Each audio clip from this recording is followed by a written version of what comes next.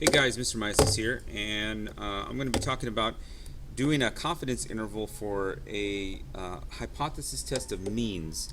And in this case, though, we're going to do large samples, which is different than small samples. We got two different types of hypothesis tests that we need to use for either large samples or small samples. And when I mean large samples, oh my God, there's a fly flying around me. When I mean large samples, is anything with a sample size greater than 30 here. Whoa, I do not want to carry that around. So anything here with a sample size greater than 30, we can use the Central Limit Theorem to use our normal probability distribution, because remember we talked about this when we talked about sampling distributions.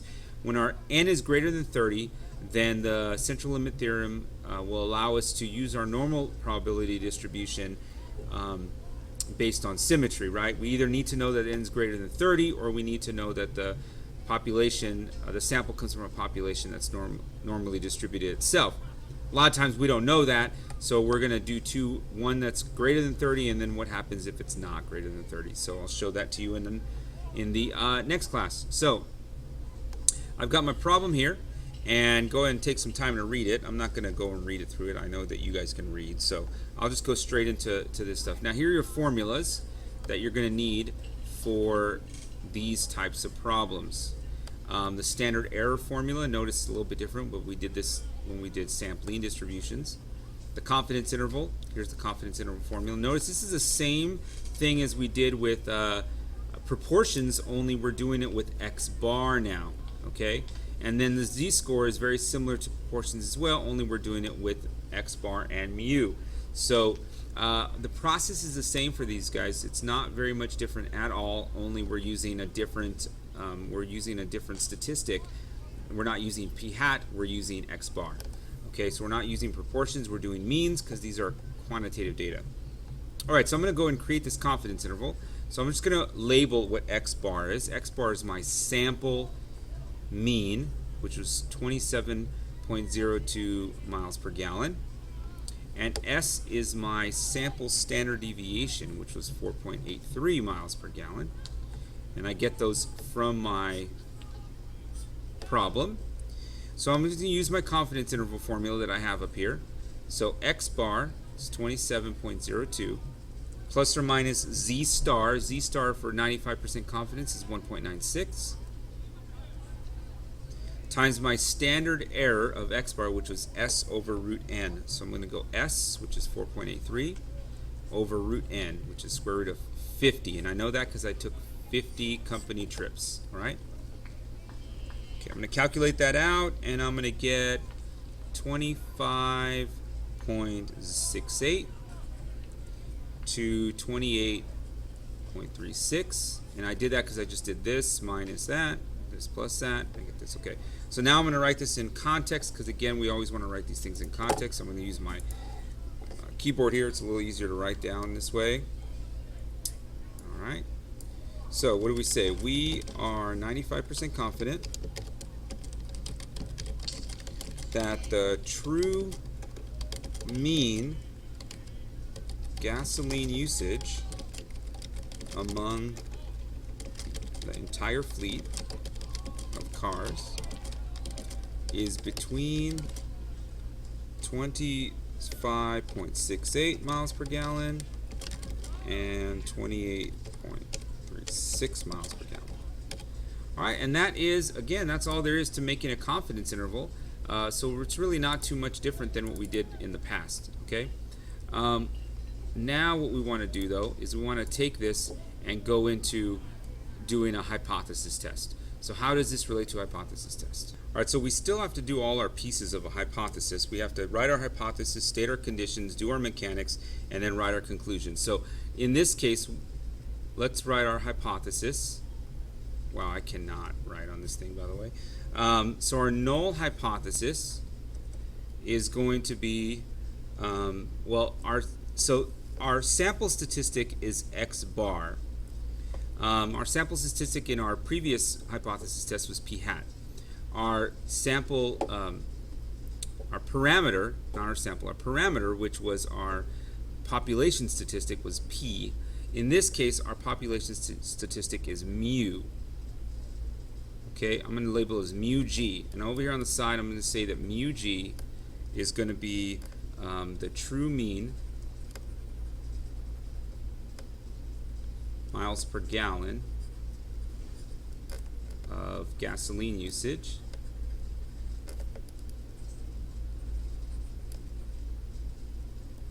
for the fleet of cars.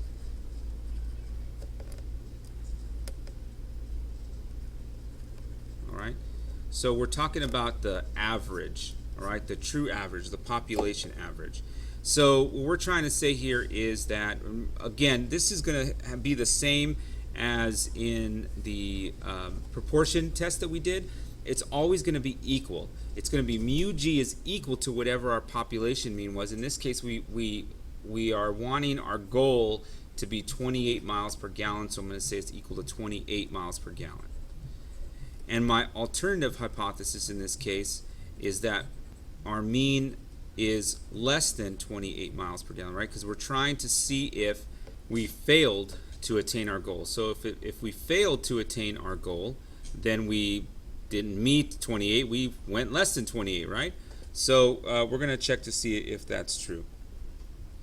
Okay, so let's talk about our conditions. Now, our conditions are the same here.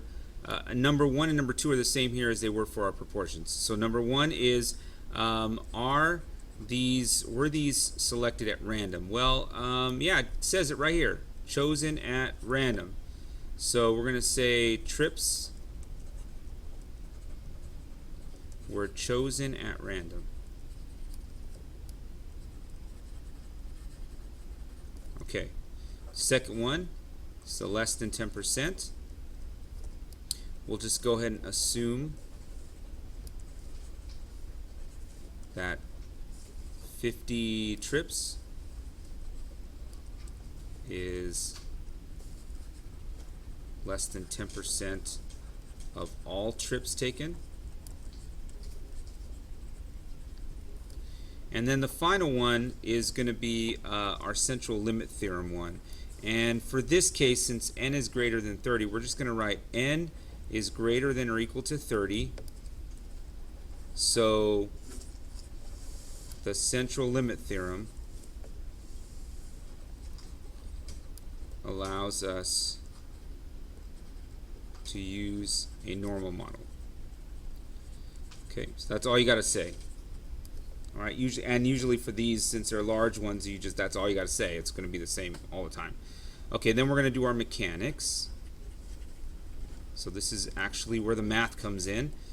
So what do we need for our math? We need a z-score. Okay, and now I gave you the z-score right here. Okay, so we're going to plug in our values for that z-score, and it's going to be 27.02 minus 28 over 4.83 divided by the square root of 50. This is going to be equal to negative. That looks like a frowny face if you if you turn to the side, that looks like a frowny face. Okay. Negative 1.43. And now we want to find the area, right? We want to find the area. There's negative 1.43. There's my z. We want it down here because we have a less than. All right, so we want the probability that z is less than negative 1.43, and that's going to give us 0.079. All right, so what does that tell us? Well, it says conduct an appropriate hypothesis with an alpha level based upon a 95% confidence interval. So think about it this way. If it's 95%, what percent is left over? 5%, right? 5% left over. And I'm going to divide that by 2. So divide by 2, and that's going to be 2.5%. All right? And if it's a less than, then we're going to take this as our alpha level. If it's a greater than, we're going to take this as our alpha level. And if it's a not equal to, we would take this as our alpha level. Okay, I'm dividing it by 2 because we're only doing one tailed. If this was two-tailed, I have two sides with this, which would be an alpha of 0.05. So my alpha here is 0.025. And we can clearly see that our p-value is larger than our alpha level. So what's my conclusion? My conclusion here is that, oops, I don't want this little thing there. Okay. So since, come on guys, since my p-value of 0.079 is greater than my alpha level of 0.025, there is not sufficient evidence